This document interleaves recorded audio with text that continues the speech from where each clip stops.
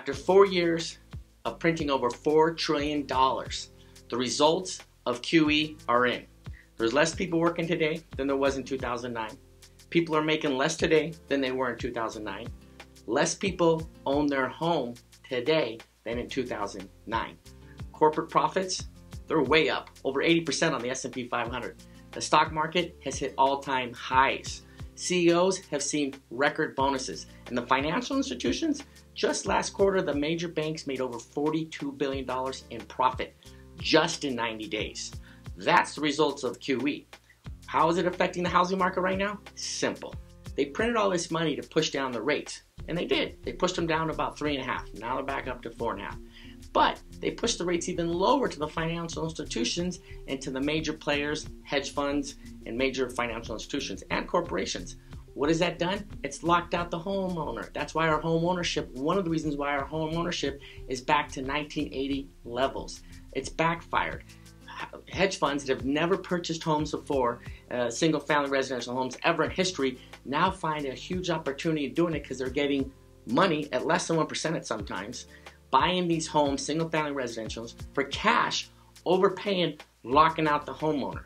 That's one reason why the homeownership has dropped to record lows. The second thing, the reason why less people working today than in 2009 and corporations are making record profits is simple.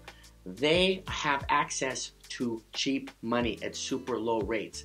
Instead of investing in expansion and manufacturing and hiring more employees, they're borrowing money and buying back their stock to shoot up their profits and earnings. And it's worked wonders. We've seen the stock market at all-time highs. The third thing that's happened with QE, we see the baby boomers. They've been saving money their whole life. For example, if a baby boomer has $1 million saved. Just a few years ago, they're getting 5% on a CD. On $1 million, that's $50,000 a year that they can live off of. That's money they would put into the economy that would create jobs. Now, we have a huge generation that doesn't have a source of income coming in, even if they saved, unless they take risk. And that's one reason why we don't see job growth like we should in an expanding economy. Now, you can believe the government numbers that inflation's below 1% or 2%. Or you can go to your grocery store, your gas station, and see what the real inflation is. The cost of living has gone through the roof for the average American. Maybe not in DC, where they're having a boom, but for the rest of America, inflation is real and it's alive. That has also cut into people's disposable income. The biggest factor right now of why QE should go is because it doesn't work anymore. Even for the stocks and bonds and market that's going through the roof right now. How do we know this? We can look at this chart right here. The first time the Feds started QE, the stock market went up 47%.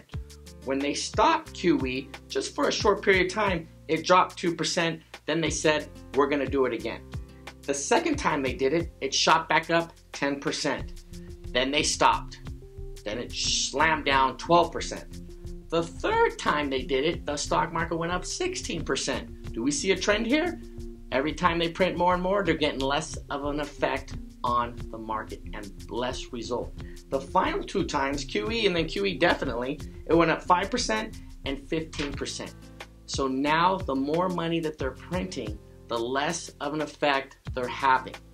Now the purpose of doing the QE was stimulating the economy, but while they were doing that, they were supposed to create jobs. That way when the QE stopped, the jobs would take over and keep the economy going. But after 4 years of printing money, we see that it's not working anymore, and we obviously didn't work in the beginning except for a select few, and there wasn't enough jobs created. In fact, there was very few jobs created in the last 4 years, so when the QE stops, there's nothing to kick it back in.